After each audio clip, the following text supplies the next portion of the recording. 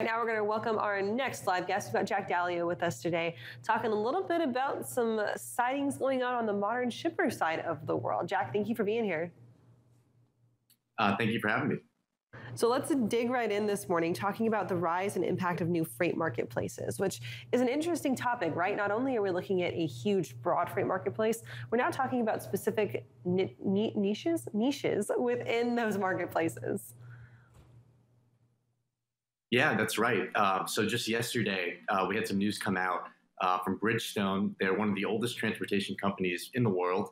You probably know them as the world's biggest manufacturer of tires.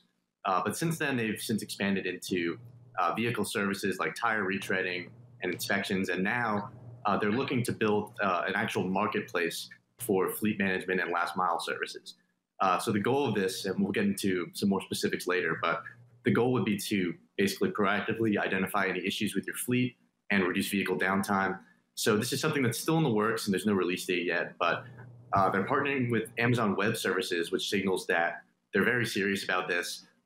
They're even moving their data centers onto the AWS platform, and they're providing training to their entire North American IT team.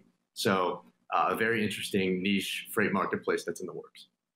Now, Jack, with this move from Bridgestone, is this a service that other people are providing, or are they really kind of creating a new segment, or are they just kind of taking some market share from just different types of companies' services?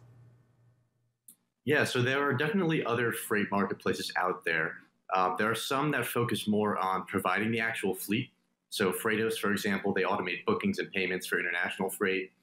Transfix connects shippers to a network of carrier partners and picks the best one for them based on a bunch of different factors like spot rates. But a Bridgestone marketplace would be a little bit different. The closest thing that we have to this is from Cox Automotive. So instead of connecting shippers to carriers, they connect carriers to service providers. They've got a network of partners that provide fleet services like maintenance and inspections. And basically, they let the operator view ratings and specializations and scheduling for all these different service providers so they can pick the right one for them. So that's probably a good approximation of what a Bridgestone marketplace might look like, where you've got this network of different service providers that provide on-demand fleet management. But theirs will probably focus more on the tires specifically.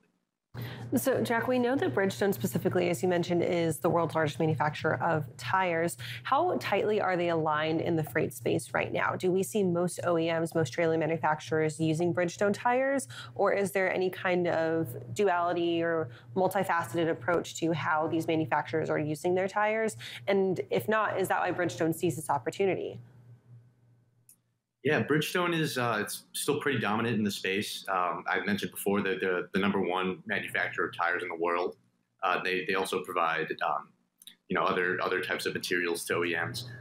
So I think because of that, they're really well positioned to make something like this work. They've got the size of the business is massive. They have over 100,000 employees, a massive IT team, and a massive team of engineers and technicians at the ready. Then they've also got, of course, this new technology from AWS, machine learning, business intelligence, and things like that. They've even got these wheel-mounted sensors that give them data about tire wear, the number of miles traveled, help them manage their fleets. So I think that they're really well positioned here, and I think that sort of the ubiquity of Bridgestone tires definitely sets them up well to have a lot of customers for this kind of service. Jack, with the name Bridgestone, of course, like you mentioned and Kaylee's mentioned, we think tires. Do they have any kind of headwinds in really trying to really be able to promote this, or is this going to be something that's going to be able to work in their benefit because they have such a recognized name in this space?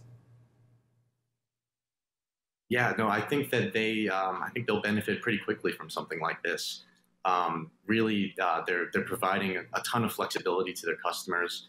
And looping in just this whole patchwork network of providers nationwide. That's kind of the plan here. So yeah, I think that they'll definitely have some immediate success, and I really don't think they would have too much trouble getting something like this off the ground. They've got a lot of partners nationwide and globally, a ton of customers. So I think that they're really well positioned.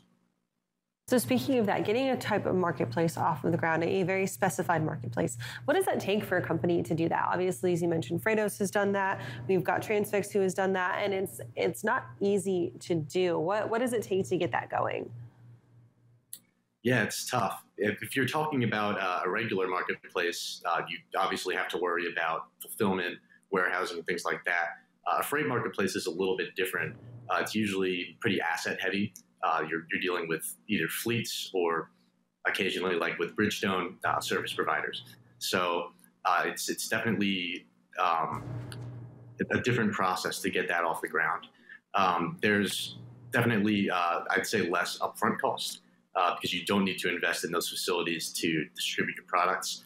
But yeah, so really the main things that you need to worry about are it's the payments process is a really big one. I think that's kind of the thing that trips a lot of these companies up is coming up with a system for payment, because when you're running your own marketplace, you're responsible for that. If you're selling through a marketplace, typically the marketplace itself will be responsible. And Jack, can you talk on how or some segments of the supply chain might get impacted more so than others? Right now, I'm thinking of the last mile and how this could be a beneficial impact for them. Yeah, last mile especially, I think, would be a prime candidate for something like this. I think even middle mile as well. The size of the network really will make it possible for regional carriers and carriers in local areas like that to really get the support they need over the last mile. Jack, do they have a launch date for the marketplace yet, or is it just kind of wait and see? They're just tossing the idea out there so far. No launch date, but they did explicitly mention Bridgestone Marketplace, so it's something that they're definitely working on and thinking about. All right, Jack. Well, thank you for joining us. I'm sure that we're going to keep a watch on this on Modern Shipper, right? And we'll talk to you again soon. Yep. Thank you.